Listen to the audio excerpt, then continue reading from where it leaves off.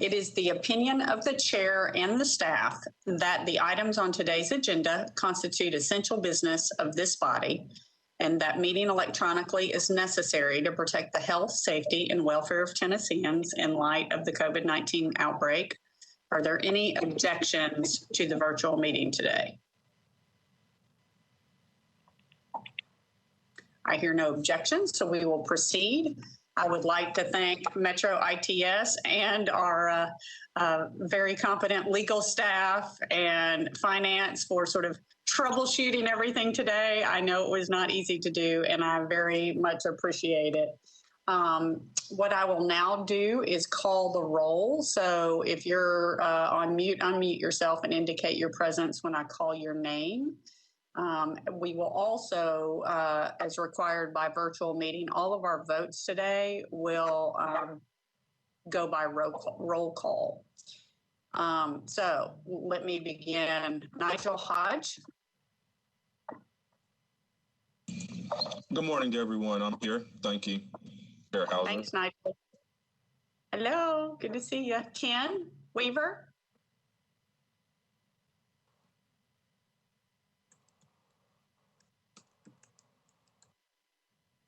Okay. Christina Allen. Here. Thank you. Quinn Siegel. Present. Thank you. Tequila Johnson.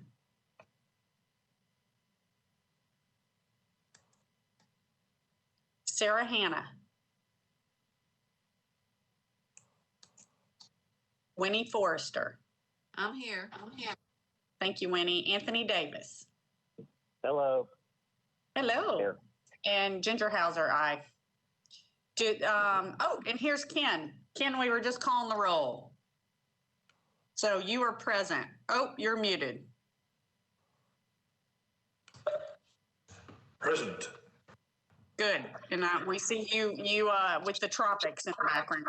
You must be awfully hot in your sweater with the tropics behind you. I've just been cold all week, and I said, I'm going to put the palm trees on just to warm myself up, because we were in Florida till a week ago, and I left 80 degrees and came up to 40 degrees, and my wife is not happy with me at all. Nor would I have been. So it appears we have a quorum. We will now take a little bit of time to look at the March. I know this is going in the Wayback Machine, the March 12th, 2020 meeting. And I'll take a minute for everybody to review those minutes. You would have received those minutes this morning in your email.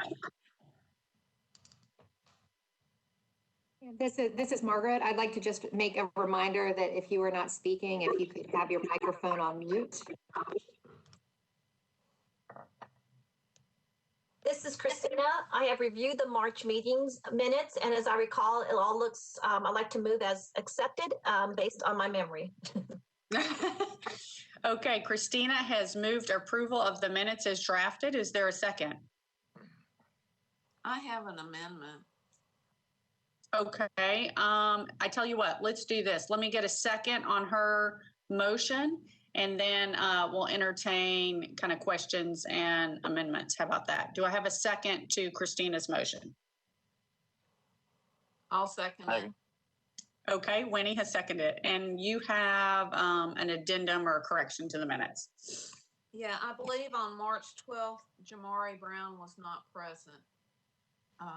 He had already resigned, I believe. Ah, okay. That is correct.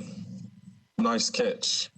It was Audra Ladd who represented the mayor. Okay. So let's, Christina, your amendment, will you amend that to make that correction? Yes, I would like to, as recommended by Winnie, that removal of Jamari Brown and I believe Audra Ladd in replacement. And that would be the amendment for the minutes for March. And after doing so, a motion to accept with the amendment. Thank you. Are there any other questions or changes to the minutes before us? Okay, we are ready to vote to accept the minutes with that one amendment. All in favor say, oh, we've got to do roll call, right? Yeah, yes, roll call is needed. Sorry. Apologies. Okay, so say aye or nay when your name is called. Nigel Hodge, Approve. Ken Weaver, Aye. Christine Allen, Approve.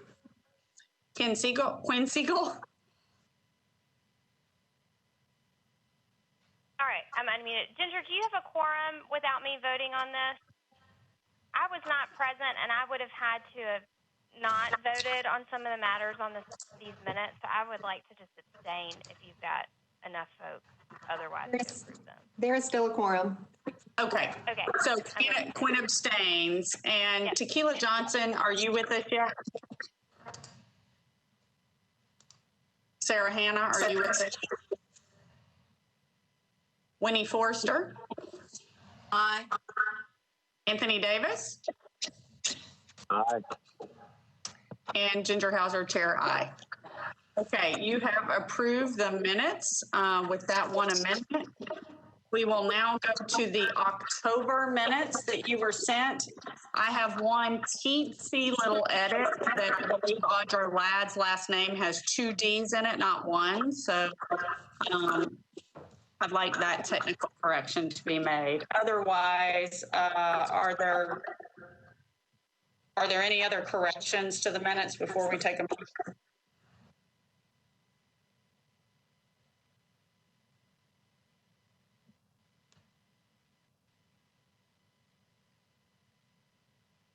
Hearing none, I'll accept a motion on the minutes with that one correction.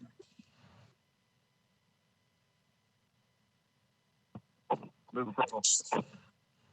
Second. Okay. Was that Anthony, was that you, or was that Nigel? That was me. Mhm. Okay, thank you. And Ken, you seconded it. Yes, ma'am. Okay. We are ready to vote. Nigel Hodge, Aye. Ken Weaver, Aye. Christina Allen, Approve. Quinn Siegel, Aye. Winnie Forrester, Aye. Anthony Davis,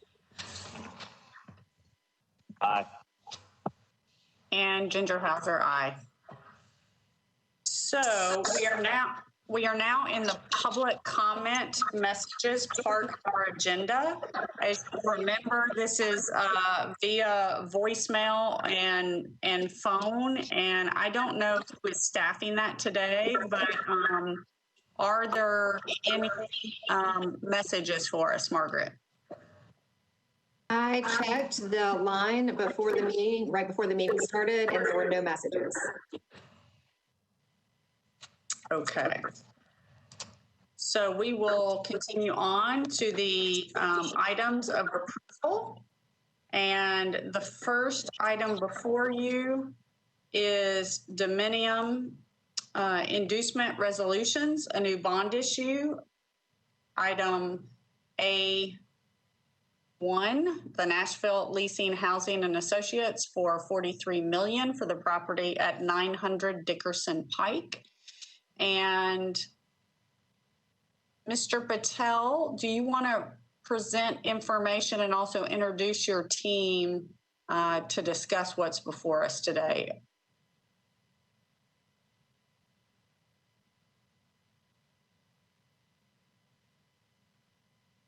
Dantry, I believe Mr. Patel is on as an attendee right now, so we will need to unmute him, but I am unsure which call-in user he is.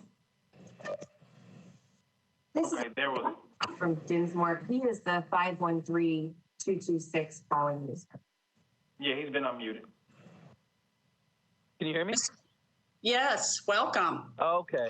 Sorry, to thank you firstly, and sorry if I messed up the WebEx. I tried to punch in that super secret number, but I probably fat fingered it. It was good to talk to you this morning. My name is Sujo Patel with Dinsmore and Shoal.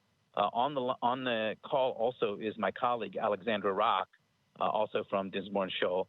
And then from Dominium, I believe we have Adam Escola, and I'm not sure if others are with Adam or not. I can give you some information on these projects and what we're doing. So I'll take 900 Dickerson first. 900 Dickerson will be a new construction multifamily facility of, I think it's roughly, if I remember correctly, 220 units or so. That facility, all of the units will be affordable in order to generate as much 4% low-income housing tax credits as possible. And currently it is thought that they will require $43 million in bonds. The reason we're asking for inducement resolution at this stage is because they need to submit an application to THDA in order to receive the 4% tax credits. And in order to submit that application, a resolution is one of the items. So this is a preliminary resolution in nature, and it accomplishes two things. It accomplishes being able to say to the THDA that the issuer is at least aware of the project. And the second thing is it gets into the tax issue for us. If they start spending money and if bonds are issued, they preserve the ability to use those bond proceeds to reimburse project costs. This inducement resolution, as I'm sure you're aware, will not commit the IDB board to issue the bonds. In order for us to get to that stage, we would have to draft all the documents, working together with your counsel, Mr. Tuke. He would have to approve those. The project would have to, travel further down the road and get the proper commitments and, be somewhat within reach of closing before we would come back to the board for a final bond resolution. And at that time, additional information for the project that may not be known now will be available.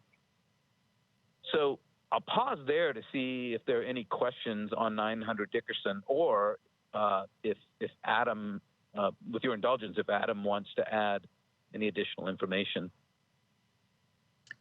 Adam, why don't we let you go ahead and describe the project a little bit, and then maybe Bob Tuke, you could go over sort of your review of the financials, and then let's take questions.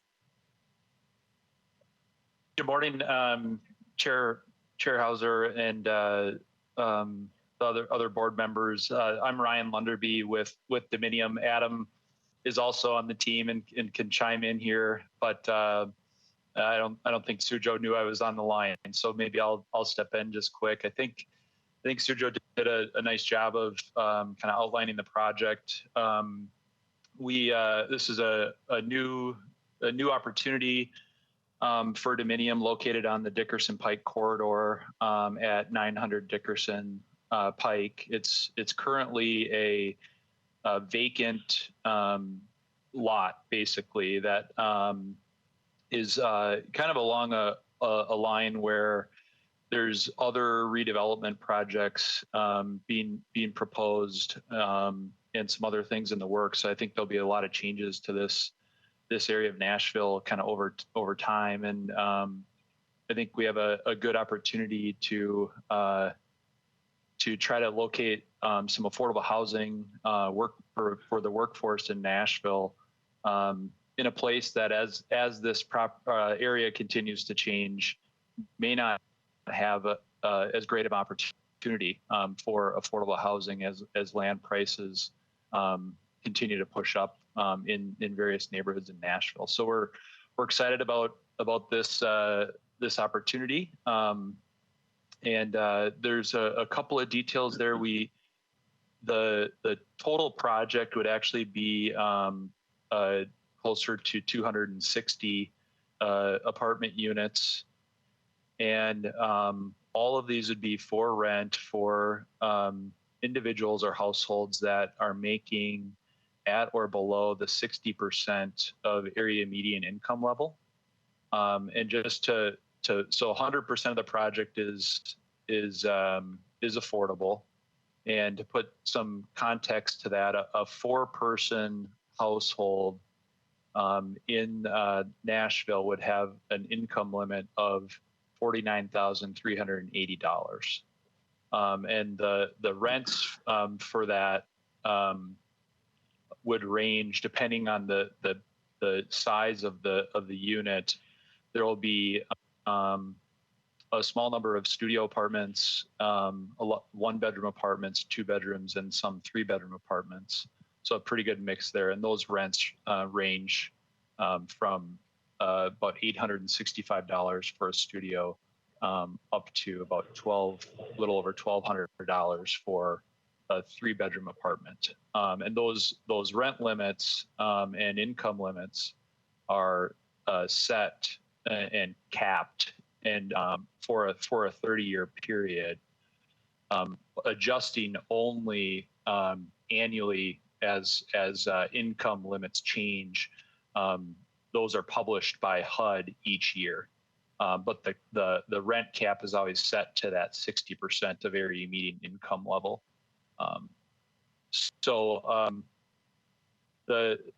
We do have a couple of visuals if that would help, and certainly willing to pull those up, but also want to respect kind of the rest of the agenda you have going on at the IDB board. And so I'll just pause there, and if you have any additional questions, we'd love to try to help answer them. Mr. Took, you've obviously reviewed the documents related to this. Is there anything you want to discuss with the group? Inform the group that the application was appropriately filled out with appropriate exhibits and sent to me sometime back by Mr. Patel. And it's duly signed. And the application fee of $1,000 has been sent to me, and I have it in my hot little hand.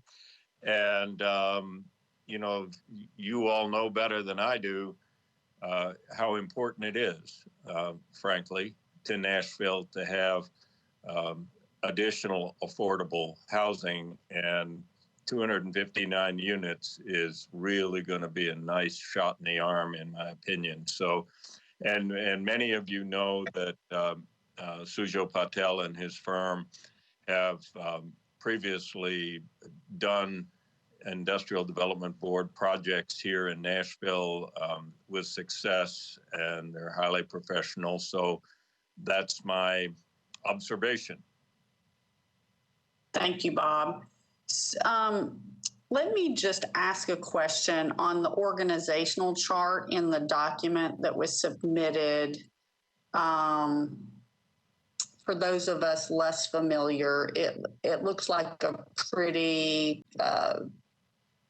complicated, perhaps, sort of ownership and partnership structure. And maybe this is more for Mr. Patel, just to help us understand sort of the arrangement. That might be helpful. Actually, if you don't mind, I'm going to defer to Ryan. I will say that most of these projects typically do involve multiple levels, multiple layers, and that's to help bring in the low-income housing tax credits. But if I may, I'd like to defer to Ryan on the structure that they're employing on this transaction. Of course. Sure, Chair Hauser. I could jump in. So a low-income housing tax credit project is typically structured in a limited partnership where there's a general partner that is controlled by typically the developer, and then a limited partner who's the investor that purchases the tax credits and tax benefits, other tax benefits of the project, in exchange for providing equity to the deal that is necessary to fill the bulk of the financing gap that's created as a result of keeping the rents at below market rate levels. In this situation, there's a couple of nuances with that, and part of that has to do with some other programs that play into the state of Tennessee and how affordable projects are getting done. And so one of those is that we intend to apply to, or we already have applied to MDHA for a payment in lieu of taxes through their program that would provide property tax relief for the project for a 10-year period. And that brings into a layer of the ownership structure that complicates things a little bit, where MDHA owns fee title to the land, and then the tax credit partnership leases that enters into a land lease to lease that project. And then that structure kind of unwinds after that pilot term is done. There's another program that we would utilize through the state of Tennessee that is called the Community Investment Tax Credit Program, which is a state of Tennessee tax credit that brings in a nonprofit general partner into the project, and then there are some interest rate reductions that are provided by the construction lender on the project, that where they in turn would get a state of Tennessee tax credit to in exchange for providing that interest rate relief to the project as well. So I don't know if that helped or hurt the description of the organizational structure, but at the end of the day, Dominium will be the property manager of the project and kind of the primary owner and developer of the 900 Dickerson project, and will be providing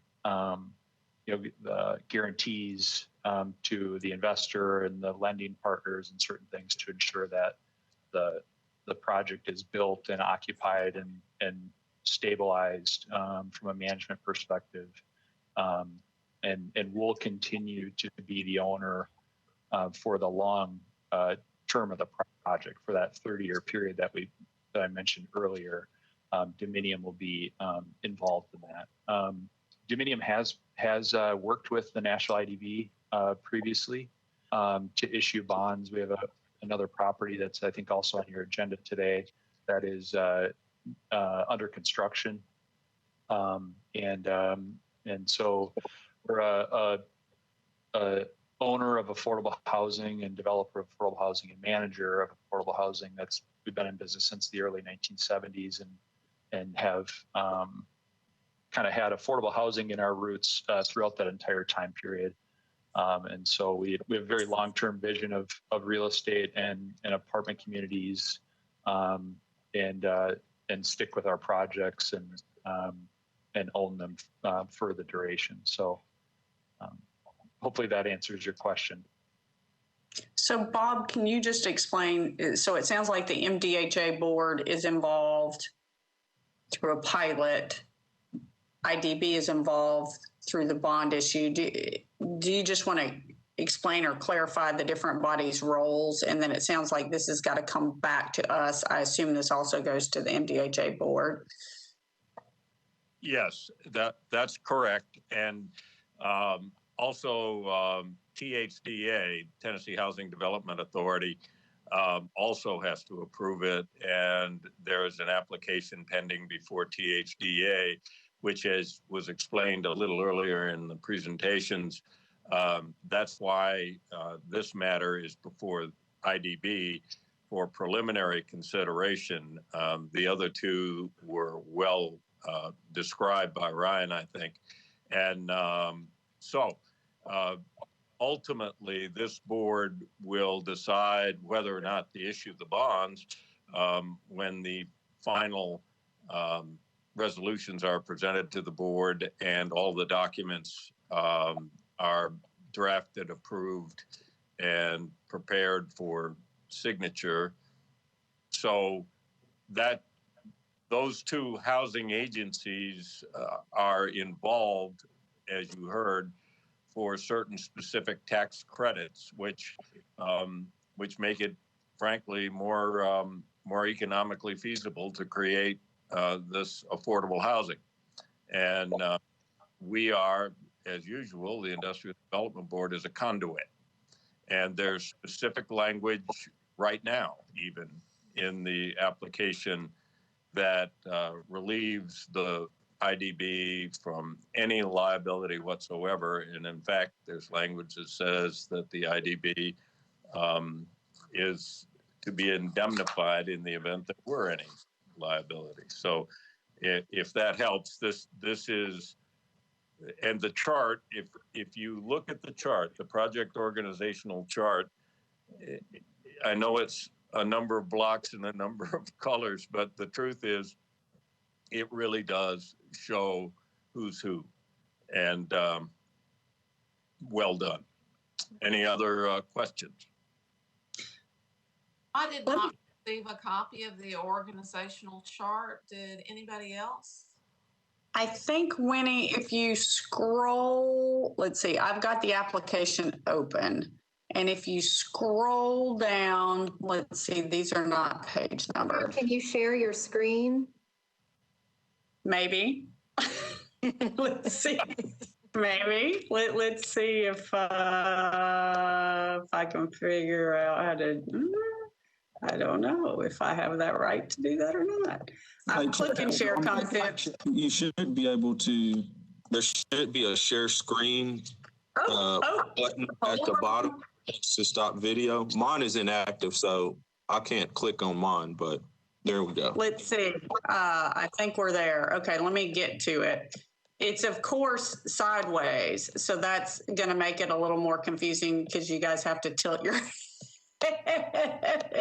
There it is. So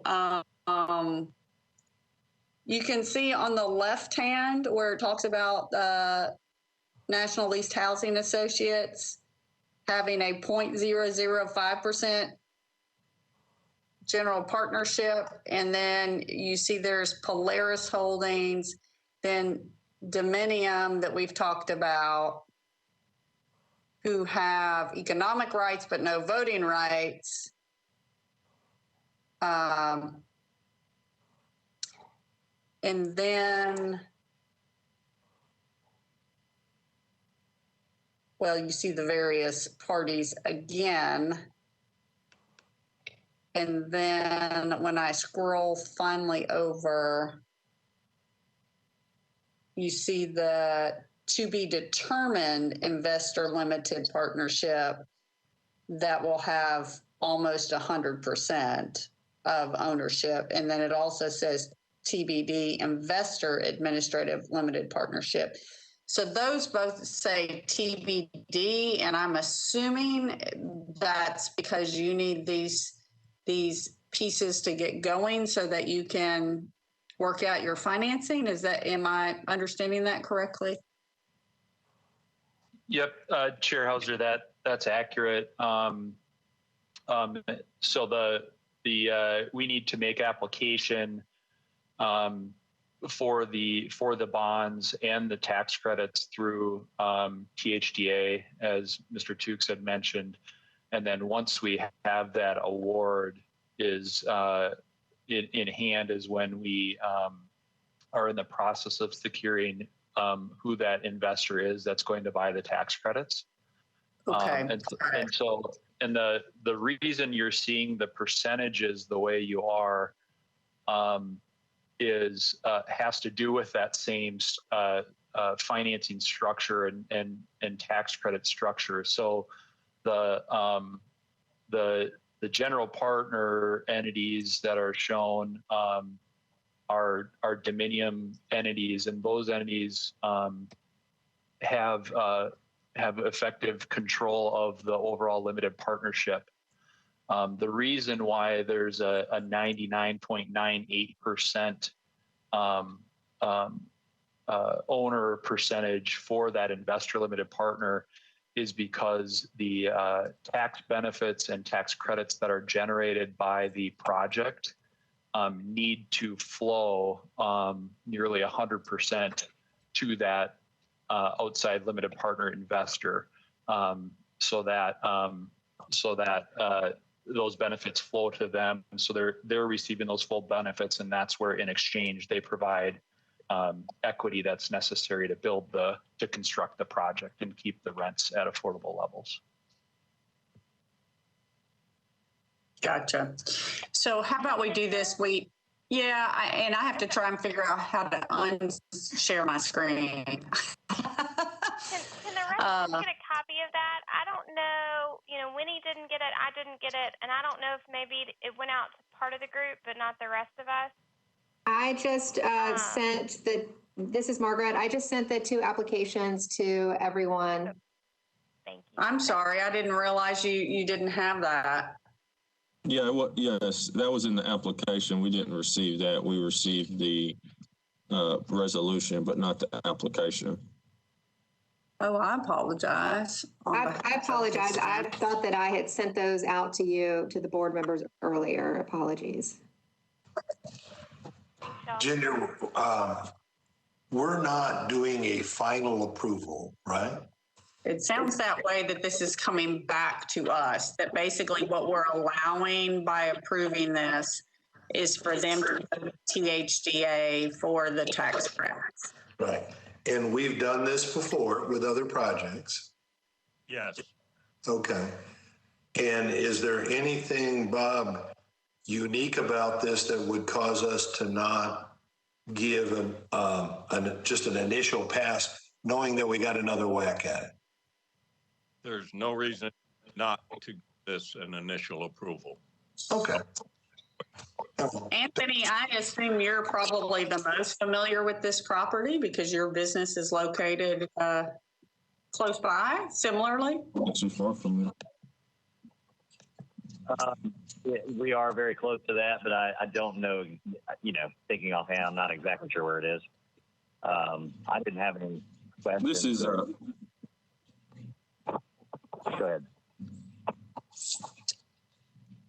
Oh, no, I was just going to say, it's obviously, Anthony, both of us live over here in East Nashville, and I think this is certainly a great area for that type of project. It's kind of in that part of when you're in East Nashville, getting off Ellington Parkway, and you're getting on Dickerson Pike, and going north on Dickerson towards Trinity, but close to town. So it's very close to where Topgolf would be, where Topgolf is located, as well as the proposed River North development. So I think it's a great area, great corridor that's changing, and obviously very close to public transportation as well.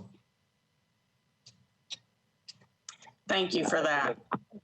A question did come to mind. I'm sorry. We're getting a lot of development over here on Dickerson, and some affordable units would be really nice. Did we talk about, I guess we'll address this later when we do the full approval. I was just wondering what percentage workforce, and has that even been discussed, like what level of affordability we're talking about, or should we just address that later? It's kind of early in the project, I guess. It sounds like it's 100% affordable. Well, I just mean, affordable is many terms. Workforce is heavy affordable, which is 30%, AMI 30 to 60, and then there's workforce 60 to 100 or 120, depending on what definitions you're looking at. But so just curious about that. But it's okay if there's no answers on that today, since this is coming back to us. But appreciate all the information. And I think in the very beginning, they talked about the studios being about $800 a month, and the 3-bedroom around $1,200. Yeah. So obviously, if you're making 30 grand, 800's tough. I've done it when I first came to work for the state of Tennessee with a roommate. But the $1,200 for a 3-bedroom does seem sort of doable if you're in that almost $50,000 family of $4 range. I assume participants might be able to get various vouchers and things like that through other affordable housing mechanisms to help them. Right, which makes things more affordable, of course. Yeah, the AMI in Nashville has gotten so high that, just as an average or a median, I guess, per se, that it sort of makes those kind of rent numbers more workforce these days. But that's just a broader discussion. It's good to just keep having those discussions every time, like, new affordable projects come to us, like with median income in Nashville continues to rise. It changes what is workforce versus what is sort of lower affordable. And just something I think the committee should keep an eye on. But yeah, I'll wait for more information as we go along. Thank you. Are there any other questions, or are we ready to entertain a motion? It looks like Nigel. Yeah, yes, thank you, Chair Hauser. First off, these questions are really for Ryan. I have a couple of questions if you'll give me some latitude here. Ryan, first off, to Anthony's question, do you have any comments regarding the workforce housing piece? I do. The project will be set at rents that are no higher than the 60% of area median income. Mm-hmm. Okay. And so we will be capped at those levels that adjust annually as published by HUD for a 30-year, okay. A minimum of a 30-year period. Got you. So thank you for that. And a couple of questions. So obviously a lot of times with multifamily developments, the initial developer who does the construction, sets it up, gets the occupancy rates up, gets them rented out, and then flips that to a different company. And sometimes those are sold multiple times over, a 5 or 10 year period. In this case, obviously you're saying that Dominion will maintain ownership for 30 years. However, in the event that Dominion sells the property, let's say at year 12, because conditions may change and you decide you want to sell the property, does the property still remain in this affordable housing bracket with the cap at 30 years, even if the ownership should change? Mr. Hodge, yep, it does. And so what happens and what's required under the tax credit program that we're discussing is that there is a land use covenant that is recorded on the title of the property that stays with the property for that entire 30-year period. So if someone else were to purchase this project in the future, they would be buying it subject to that covenant and would need to maintain. So this is on the deed. This is like a restriction covenant actually recorded with the deed. You got it. Okay. And then thank you for that. And then lastly, so obviously in Nashville, we just had a massive property tax increase that was just passed at 34%. You're looking at getting a pilot through MDHA for 10 years. So just curious, so in 10 years, obviously the property taxes and the value of that property will continue to increase. Once that 10-year period expires on that pilot program with MDHA, how are you still able to offer, these units at affordable rates for the next, 20 years after that? That's a very good question. And the way that we do that is through the financing structure on the project. So the primary mortgage on the project that will be placed, the permanent loan that'll be placed on the project will be underwritten in a way that assumes the full property taxes are in place from day one. And so that we can ensure that the project through its income and expenses has enough net operating income to pay those taxes and support its debt service when that pilot expires. And so during that first 10-year period where the benefit of the pilot exists, we underwrite a separate subordinate mortgage that amortizes over that same 10-year period. so that provides the additional subsidy needed to really make this financially feasible. Does that make sense or help answer your question?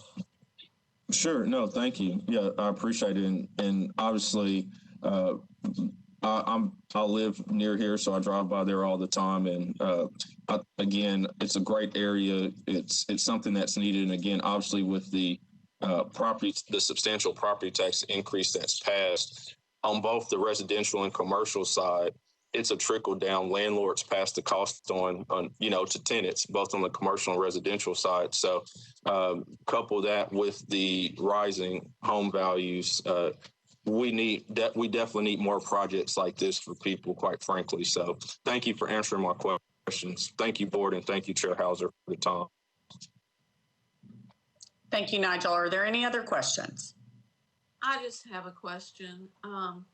So I believe my first IDB board meeting in January, there was a project by the same developers that we approved. And I just wondered, it was over on Hyman, I believe, and I wonder if we could just get a brief update on that. How's it doing? It's over by TSU. Unfortunately, we have to deliver some bad news on that one, at least from the Dominium's perspective. There were a number of factors that kind of came into play with kind of approval processes at the local level that delayed the rezoning process. The pandemic played into that. There was a change in the council member election process that brought in a new council member that caused us to start a neighborhood process over and certain things like that. And so we were trying to negotiate with the owner of the land an extension to our purchase contract in order to allow those meetings that needed to occur to happen in order to get the property rezoned in order to build an affordable housing community. And the seller was unwilling to provide those extensions that we needed. And so that project, at least in the current state, has fallen apart.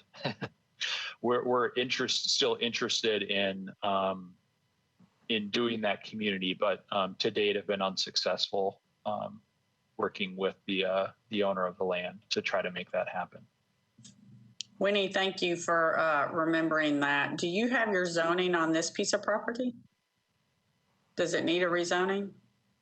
We do have our zoning on this property. There was an application and a process that we have already gone through with the Board of Zoning Appeals to provide a couple of variances that were necessary, and those have been approved. As part of that process, we met with the Cleveland Park Neighborhood Group in advance and got feedback from them, and have been listening to that feedback as we kind of create our plans and move forward with the 900 Dickerson project. So yes, the zoning is in place. Gotcha. Are there any other questions? If not, I am open to entertaining a motion, not a message, a motion. Motion to approve. Chair Hauser. Okay. Nigel has made a motion to approve. Do I have a second? Second. Okay, Ken, I think beat you, Quinn. I think Quinn should second. Okay, being very gentlemanly. All right, we have a motion to approve before us and a second. We are ready to vote. Nigel Hodge. Aye. Ken Weaver. Aye. Christina Allen. Approve. Quinn Siegel. Aye. Tequila, I assume you're still not recessed, or Sarah? Winnie Forrester, Approve. Anthony Davis, Aye. and Ginger Hauser, aye. The motion passes. Our next item is for 3474 Dickerson Pike. And maybe let's go to Mr. Patel to begin sort of describing this project and how it maybe relates to the other one. Yes, thank you, Chair.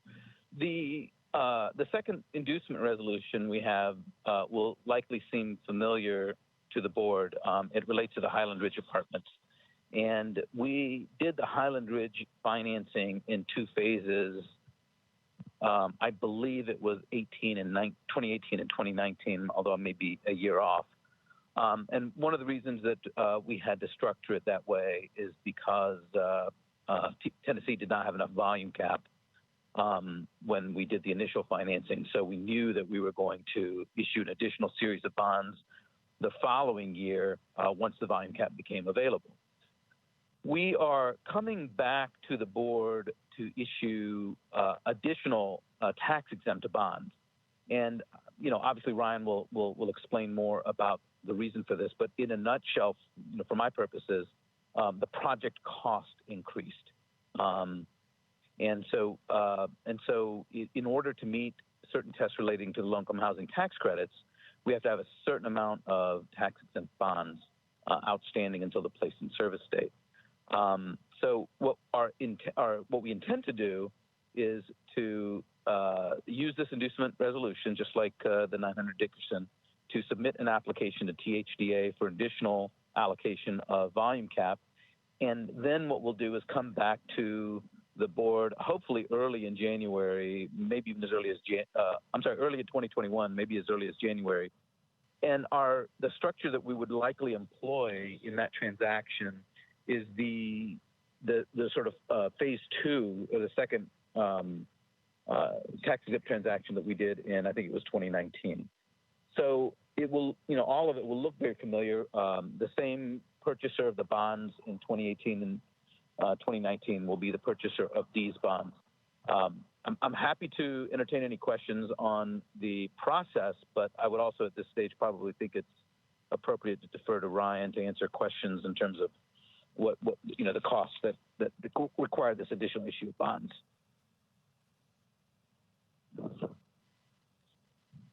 Let's go to Ryan. Thank you, Chair Hauser, members of the board. Sudro described that process well. So this community is one that you approved back in 2018 and 2019. Sudro did get those years right on those initial applications. The project is under construction and is nearing completion in early 2021. Current projections are by the end of the first quarter. We have 5 of 8 buildings that are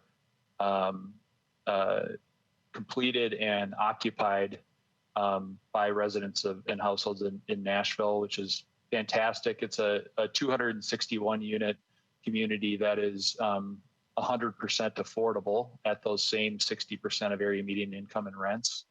And just to give you a flavor of the tremendous need and demand, all 261 units had applications prior to the first building opening for occupancy. And so we just see a tremendous need for this type of housing at those rent levels. When we began the project, the site that we're constructing the building on is near the Skyline Hospital on the west side of Dickerson Pike, just to the north of the Lowe's and Walmart development. If you're familiar with that area of Nashville to the north, but what we primarily ran into that created cost overruns were site-related issues with us getting out of the ground. The soil conditions were more challenged than we thought. We did do testing and so forth before we even purchased the project, but didn't know the full extent, even with all those tests, of what we were dealing with. And unfortunately, a lot of sites that we see that may be available and at prices that work for affordable housing communities do have issues like this, either environmental or soil issues. And so we're used to seeing that on affordable housing projects. But the site was used as a fill site for the developments of Lowe's and Walmart when those projects were constructed. And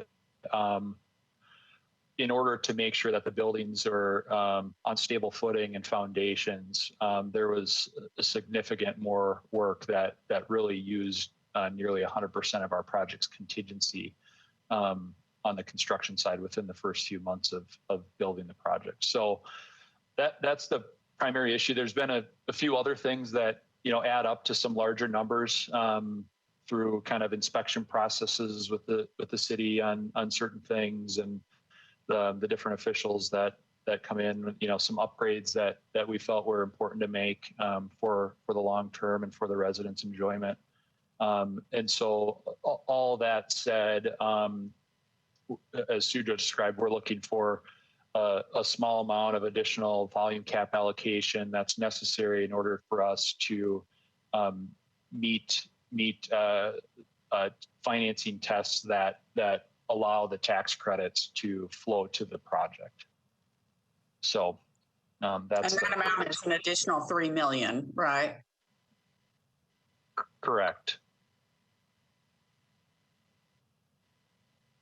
Are there questions? So if I understand it right, the geo guy missed the dirt work by $3 million?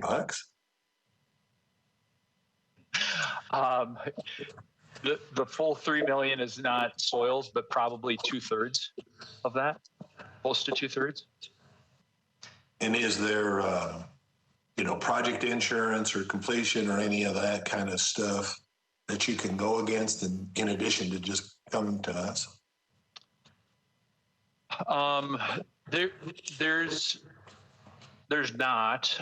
There's construction contingency that is underwritten into the project that has been fully expended. Dominium is making advances for the cost overruns. Okay. Where this additional $3 million is coming into play is, and this starts to go down the rabbit hole of how the federal affordable housing program works. But on these types of projects with the 4% low income housing tax credit, in order to receive that credit, 50% of your or more of your project costs have to be financed with these volume cap limited bonds.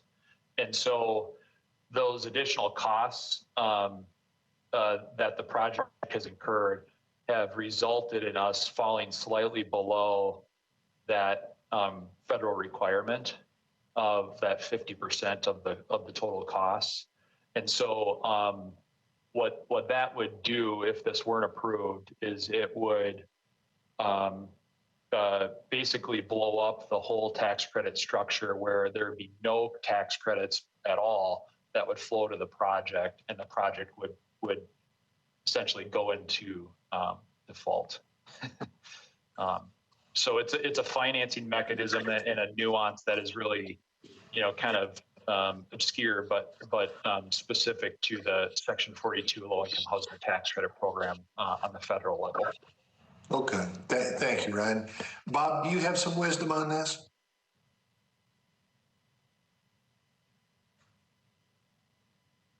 I looked at the application carefully, and of course, I'm familiar with the project as it has been under construction.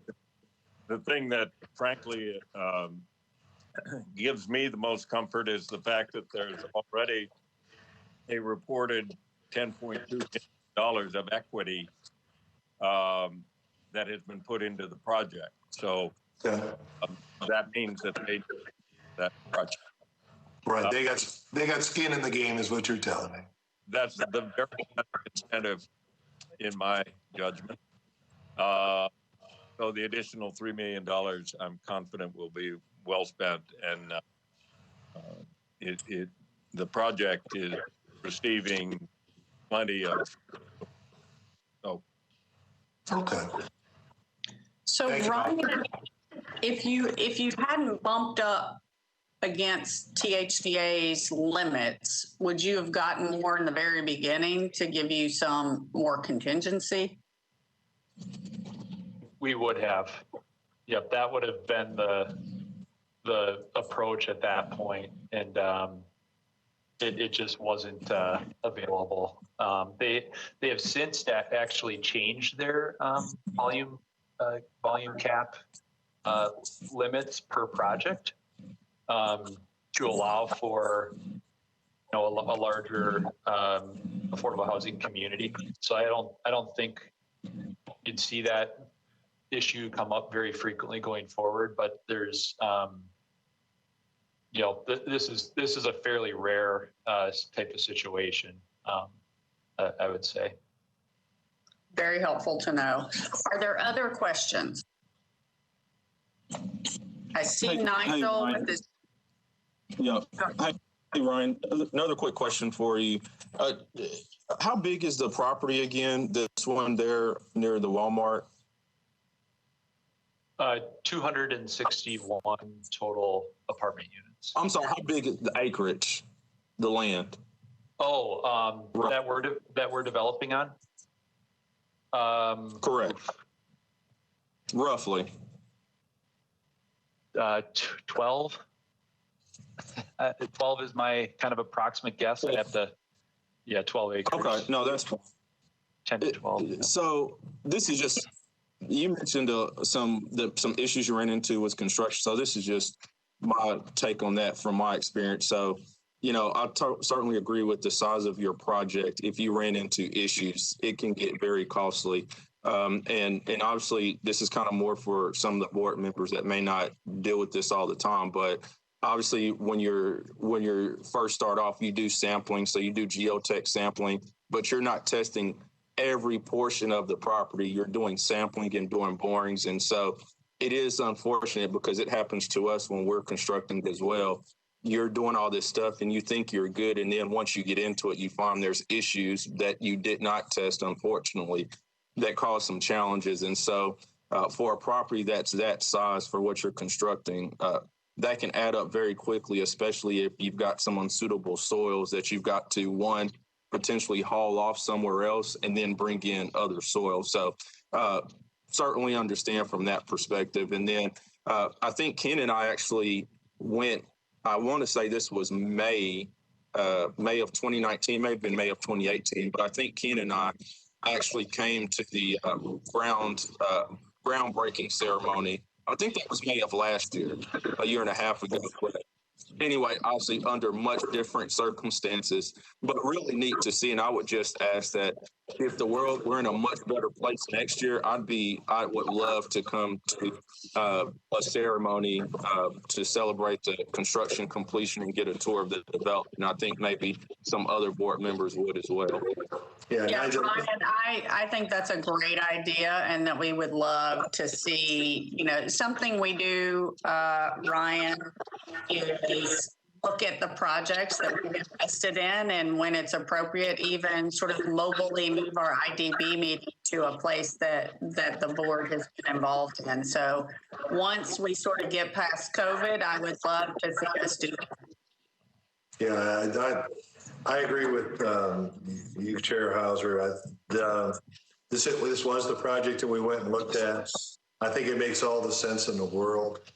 I appreciate Nigel's perspective on the ability to assess site remediation needs ahead of the project. So my questions have been answered. Thank you. Ready to entertain a motion. We'll certainly follow up with you on that grand opening. It's something that we make our normal process and so that you can see what those dollars are doing and so that people that make these decisions like you all can see what affordable housing means and is and so we're very excited to do that in the future here and certainly we'll be reaching out to you on that. That's Great. Move approval of the change. Okay. Second. And Nigel has seconded. Are there any discussions on the motion? Okay, let me move to my list and we will vote. Nigel Hodge. Approve. Ken Weaver. Aye. Christina Allen. Approve. Quinn Siegel. Aye. Winnie Forrester. Approve. Anthony Davis. Aye. Ginger Hauser, aye. Have I missed anyone that's here with us? Okay, the motion passes. So, gentlemen, thank you for being here and answering our questions. And we're very excited to see sort of what happens. I don't know if you have a community room in the development, but maybe once we get past COVID, we can tour the facility and have an IDB meeting, at the facility and see some of the residents as well. Chair Hauser and board members, just thank you for the time today. And I know we this may be a special meeting, I'm not sure, but we really appreciate you guys pulling everybody together to make this happen in a short time period. And we look forward to doing that. We'd certainly love to host the IDB at the clubhouse building and in the community room and have you meet some of our residents. That's a great idea, and we'll certainly follow up with you on that. Great, And thank Chair you. Hauser, Thank you, Ryan. Thank you, Mr. Patel. Thank you. I appreciate it, and I appreciate Mr. Tukes' efforts as well. Have a great holiday. Thank you. Thank you. Bye-bye. Thank you, everyone. Thank you. So our next item of business is obviously Audra Ladd is not with us, and Margaret has graciously sort of stepped up and taken on some additional work as a result of a staffing change. There was the Director of Economic and Community Development position posted. I believe the first round of interviews has been conducted. Margaret, is there anything else, or I don't know if Mary Falls is on, anything else to update us on related to that? Well, Mary got called into some other meetings, and so she was going to try to pop over here if she could. But I have been informed that the first round of interviews is underway, and that they're trying to narrow it down to somewhere between 3 to 5 candidates to have some more comprehensive, I guess, interviews, second round of interviews. And then we'll see where it goes from there. So hopefully in the first quarter of next year of 2021, right around the corner, maybe we'll have a new director of ECD and someone who can kind of take over all of the administrative aspects of supporting this board, which I've been trying my best to do, and not alone. I will tell you that it has taken a little village over here at Metro. Between me and several people keep getting pulled in from Metro Finance to help out with minutes and the like, and with ITS, there's a lot of people over there working, and even with all these people, things still manage to fall through the cracks sometimes. So we're doing the best we can right now. I am trying to do some things in preparation for a new person coming on that will hopefully make their job a little bit easier and more streamlined. So, but even after a new person comes on board, you'll still see me. I'm not going anywhere. So I don't know if that's good news or bad news for everybody. But, thank you, Margaret. Yeah, thank you for doing everything from running documents around town to IT support to, stenography work for us. Well, I will say this, running documents around town is actually kind of fun. It actually gets me out of my house for a little while. And so I have enjoyed that. So obviously Margaret has been really stepping up, and you probably read on email that Kathy West has had a knee replacement. So Margaret Walker and Rhonda and Joy have been sort of filling in for Kathy to provide financial support for the board. And I think, Margaret, you might have some information on the board's financial position. Yes, I do. Our cash balance as of yesterday is $64,281.51, and we have had no expenses since our last meeting in October. And does anyone have any questions about that? I just want to make sure Anthony didn't turn in any expenses.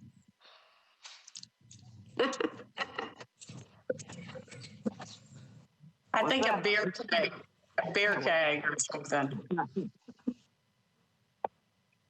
Expense for our first meeting back, right? There you go. Well, we'll deserve that. So it looks like we probably have a meeting in either January or February. There is one state project that Margaret and I talked with the state earlier this week, and I believe they are going to be filling out some paperwork. So stay tuned for that. We'll sort of poll members and sort of nail down the January or February dates on how fast the state gets the application into Margaret. Normally, according to our bylaws, we have an annual meeting in July, and that is our annual election of officers. Because of the pandemic, we did not hold our annual meeting. So when we have our next meeting in either January or February of 2021, the election of officers will be on that agenda. So I'm just letting you know right now so that you know that. And hopefully we'll also be able to introduce to you a new director of ECD for the city. That is all that I have on the agenda. Is there anything else that anybody needs to bring up to the board?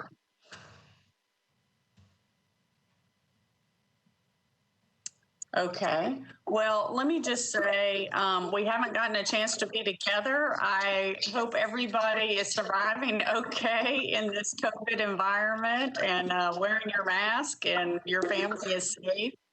I hope that you are able to have a little bit of fun during the holiday season, and I so appreciate it, your volunteerism on this board, even though it's been a little challenging through the pandemic. And I just wish everybody a happy holiday, and I will entertain a motion for adjournment.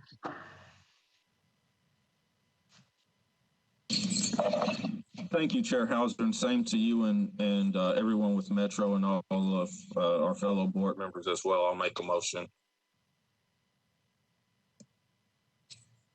Do I have a second for the motion to adjourn?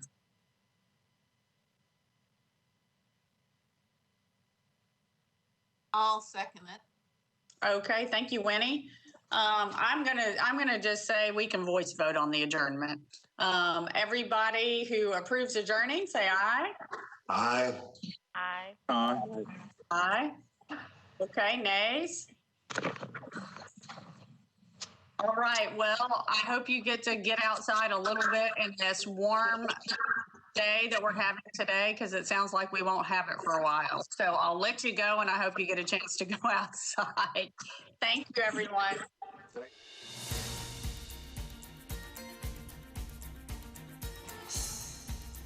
This has been a service of the Metro Nashville Network. If you would like to see this presentation again, or for more information about this and other programs, visit nashville.gov.